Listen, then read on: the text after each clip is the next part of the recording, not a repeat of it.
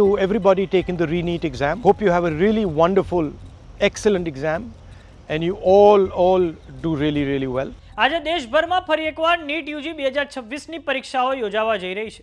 આ NEET UG 2026ની પરીક્ષા 3 મેના રોજ યોજાઈ હતી, પરંતુ તે વખતે તેનું પેપર ફૂટવાના કારણે ફરી એકવાર આજે આ પરીક્ષાઓ યોજાવા જઈ રહી છે. આજે આ પરીક્ષા યોજાવા જઈ રહી છે, તેમાં 22.79 લાખ વિદ્યાર્થીઓ સમગ્ર દેશમાંથી તેમણે ભાગ લીધો છે. શિક્ષણ મંત્રી ધર્મેન્દ્ર પ્રધાને કહ્યું છે કે વિદ્યાર્થીઓએ કોઈપણ પ્રકારના ડર કે તણાવ વગર પરીક્ષા આપવી જોઈએ. તો બીજી તરફ લોકસભાના વિરોધ પક્ષના નેતા રાહુલ ગાંધીએ નીટની તૈયારીને લઈને સૌ કોઈને શુભકામનાઓ આપી છે. તો આવો જાણીએ સમાચાર વિસ્તારથી. નમસ્કાર, જમાવટ સાથે હું છું પાર્થ.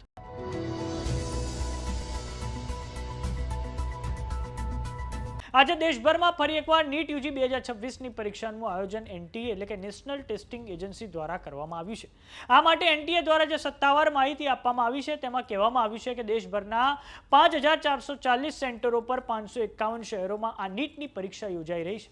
આ ઉપરાંત વિદેશના 14 સેન્ટરોમાં પણ આ પરીક્ષા યોજાશે. આ પરીક્ષા માટે 1,38,560 સીસીટીવી કેમેરા અને કોઈપણ પ્રકારની ચોરી ન થાય તે માટે 51,311 જામર્સનો ઉપયોગ કરવામાં આવ્યો છે.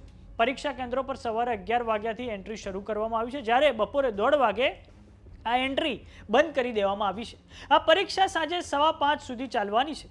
આજે જે નીટ યુજી 2026ની પરીક્ષા ફરી યોજાઈ રહી છે તે પહેલા ઘણી જગ્યાએ વિદ્યાર્થીઓએ પોતાનું જીવન ટૂંકાવ્યું છે. નીટ યુજી 2026ની આજે ફરી એકવાર પરીક્ષા યોજાઈ, તેમાં એનટીએ દ્વારા ફેરફાર પણ કરવામાં આવ્યા છે. પહેલો ફેરફાર એ કરવામાં આવ્યો છે કે પરીક્ષા હવે બપોરના 2 વાગ્યાથી સાંજે 5:15 સુધી ચાલશે. બીજો ફેરફાર જે આન્સર શીટ છે તે 2ની જગ્યાએ તેમાં 4 રફ પેપર વિદ્યાર્થીઓને આપવામાં આવશે.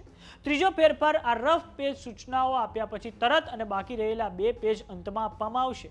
અને ચોથો ફેરફાર એક્ઝામ બુકલેટનું આયોજન ડાબોડી વિદ્યાર્થીઓને ધ્યાનમાં રાખીને પણ કરવામાં આવ્યું છે. અને પાંચમો ફેરફાર પરીક્ષાના તમામ નિયમો અંગ્રેજીની સાથે સ્થાનિક ભાષામાં પણ છાપવામાં આવ્યા છે. તો હવે આજે પરીક્ષાની શરૂઆત પહેલા શિક્ષણ મંત્રી ધર્મેન્દ્ર પ્રધાનની प्रतिक्रिया સામે આવી છે. આવો સાંભળીએ તેમણે શું કહ્યું છે. नीट आज पुनः परीक्षा होने जा रहा है. मेरा पूरा भरोसा है एनटीए के ऊपर, भारत की सभी राज्य सरकारों के ऊपर, जिला प्रशासन के ऊपर, भारत की शिक्षा जगत के ऊपर, विशेष करके भारत की विद्यार्थियों के ऊपर. आज लगभग 22 लाख विद्यार्थी नीट में थोड़े ही देर के बाद बैठने वाले हैं. निर्भय होकर बैठे, चिंता मुक्त होकर बैठे. आप निश्चित रूप में अच्छा करोगे. विद्यार्थियों को मेरा ये अनेक अनेक शुभेच्छा है. भारत की व्यवस्था पे उनकी भरोसा है और आज भी भरोसा रहेगा. ये अटूट भरोसा बना रहे, ये मेरे उनको अपेक्षा रहेगा और शुभेच्छा रहेगा.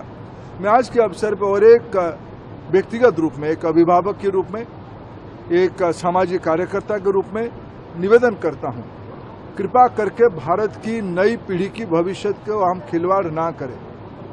कोई उसको मजाक ना बनाए. हम ऐसा भी कुछ काम ना करें जो बच्चों की मेंटल हेल्थ के ऊपर इम्पैक्ट देगा.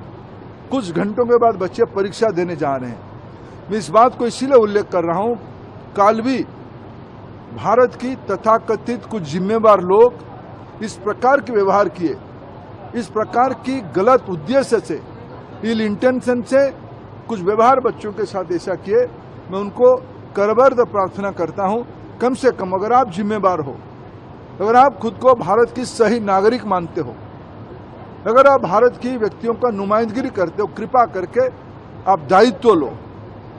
भारत की बच्चों के ऊपर कोई कसर, कोई कष्ट आप और ना दो.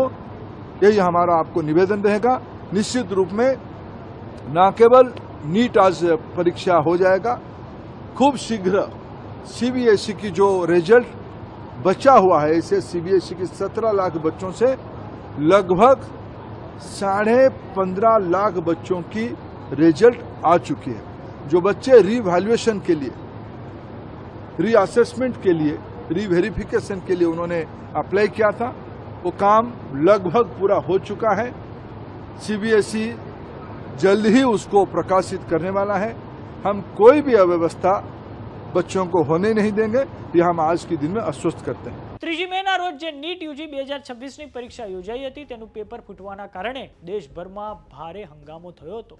વાલીઓ અને વિદ્યાર્થીઓમાં ભારે આક્રોશ જોવા મળ્યો હતો અને આ પછી સરકારે સીબીઆઈને તપાસ સોંપી હતી. તો હવે આ સમગ્ર મામલે લોકસભાના વિરોધ પક્ષના નેતા રાહુલ ગાંધીની પ્રતિક્રિયા સામે આવી છે, જેમાં તેમના દ્વારા કહેવામાં આવ્યું છે કે રીનીટ આપવાવાળા દરેક વિદ્યાર્થીને મારી શુભકામનાઓ. પૂર્વ આત્મવિશ્વાસ સાથે પરીક્ષા આપજો. કંઈ પણ થાય હું તમારી સાથે છું. હું હંમેશા તમારી રક્ષા કરતો રહીશ. સરકાર જોડે અપેક્ષા છે કે આ નીટની પરીક્ષા કોઈ પણ પ્રકારની ગડબડી વગર થશે અને વિદ્યાર્થીઓ પહેલાથી જ ખૂબ ભારે તણાવમાં છે. આવો સાંભળીએ લોકસભાના વિરોધ પક્ષના નેતા રાહુલ ગાંધીએ શું કહ્યું છે. To everybody taking the re-NEET exam, hope you have a really wonderful, excellent exam and you all do really well. Remember, we're with you. We want to look after you, protect you and make sure that you have a brilliant future. Love all of you. To the Prime Minister and to the government, I'd like to say, please ensure that there are no glitches this time. The students have been through enough stress and they really cannot afford to go through it again. All the best. Thank you very much. Love you again. તો સમાચારોમાં અત્યારે બસ આટલું. જોતા રહો જમાવટ. જો તમે અમને YouTube પર જોઈ રહ્યા તો સબસ્ક્રાઇબ કરો. જો તમે અમને Facebook પર જોઈ રહ્યા તો ફોલો કરો. WhatsApp ચેનલને જોઈન કરવાનું ન ભૂલતા. નમસ્કાર.